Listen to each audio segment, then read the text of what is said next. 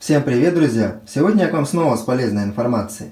В этом видео хочу рассказать вам, в каких случаях моющие средства лучше добавлять в барабан стиральной машины, а в каких случаях лучше добавлять эти средства только вот этот отсек.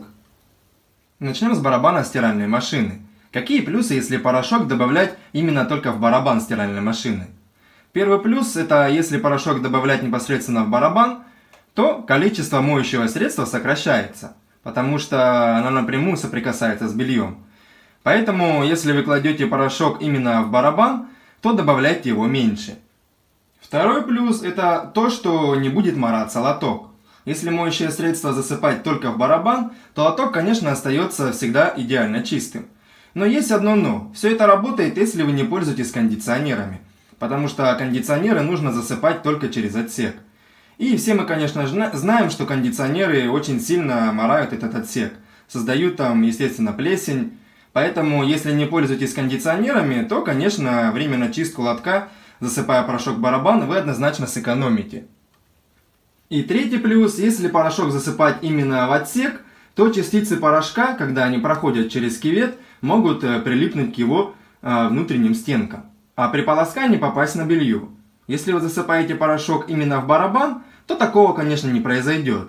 Белье лучше и быстрее прополаскивается. Вот таких вот 3 огромных плюса, если порошок засыпать именно в барабан стиральной машины. То есть экономится и порошок, и лоток не будет так мораться, и вещи быстрее и лучше прополаскиваются.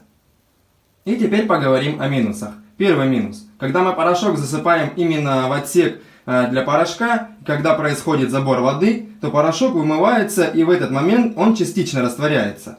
То есть, когда в барабан стиральной машины, он уже попадает частично растворенный.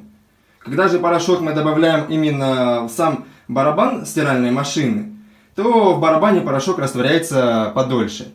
Следующий минус. Если вы стираете темное белье, то порошок лучше добавлять именно в отсек, потому что почти все современные порошки в составе содержат либо отбеливатели, либо пятновыводители. И, конечно, попадая на одежду, особенно на темные вещи, порошок, конечно, может оставить светлые следы.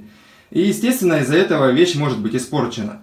Также не добавляйте порошок прямо в барабан, если у вас режим предварительной стирки. То есть, как только у вас машина предварительно постирает белье, она обязательно сделает слив. И вместе с этой водой уйдут и все моющие средства. И последующая стирка у вас будет уже без порошка. Конечно, белье и не простирается. Если только у вас режим с предварительной стиркой, порошок добавляйте обязательно сюда. И последний момент, это не добавляйте в барабан стиральной машины кондиционеры, потому что они добавляются только на финишном этапе стирки. И теперь давайте поговорим о тех средствах, которые и производители сами рекомендуют добавлять только в барабан стиральной машины. В первую очередь это капсулы для стирки. Их огромное разнообразие, и капсулы, естественно, добавляют в барабан стиральной машины. И поэтому, если их добавлять в отсек, то они медленно вымываются водой, и остатки этого средства могут попасть на завершающую стадию стирки. То есть именно на полоскание, допустим, либо на отжим. И вещи после стирки могут быть не идеально чистыми.